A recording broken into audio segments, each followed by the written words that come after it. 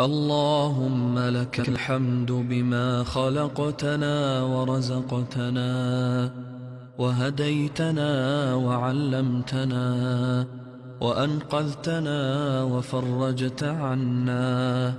لك الحمد بالإسلام، ولك الحمد بالقرآن، ولك الحمد بالأهل والمال والمعافاة.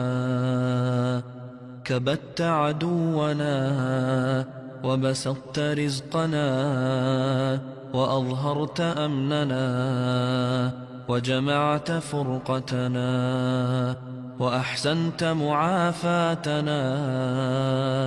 وعن كل ما سألناك ربنا أعطيتنا، فلك الحمد على ذلك كثيرا.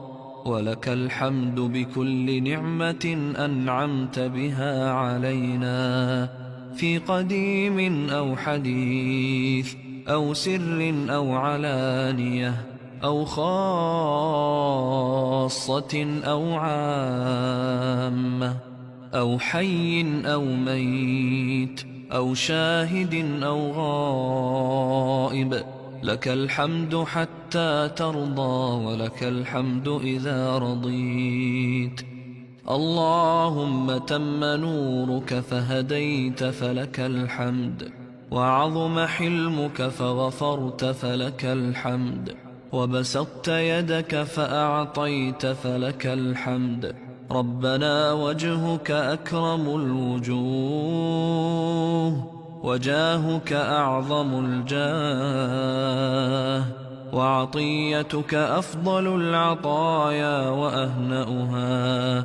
تطاع فتشكر، وتعصى فتغفر، وتجيب المضطر، وتكشف الضر، وتشفي السقيم، وتغفر الذنب، وتقبل التوبة، ولا يجزي بآلائك أحد.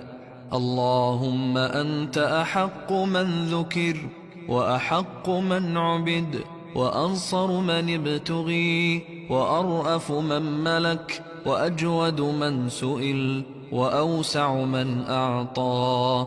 أنت الملك لا شريك لك، والفرد لا ند لك. كل شيء هالك إلا وجهك، لن تطاع إلا بإذنك، ولن تعصى إلا بعلمك. أقرب شهيد وأدنى حفيظ، حلت دون النفوس، وأخذت بالنواصي، وكتبت الآثار، ونسخت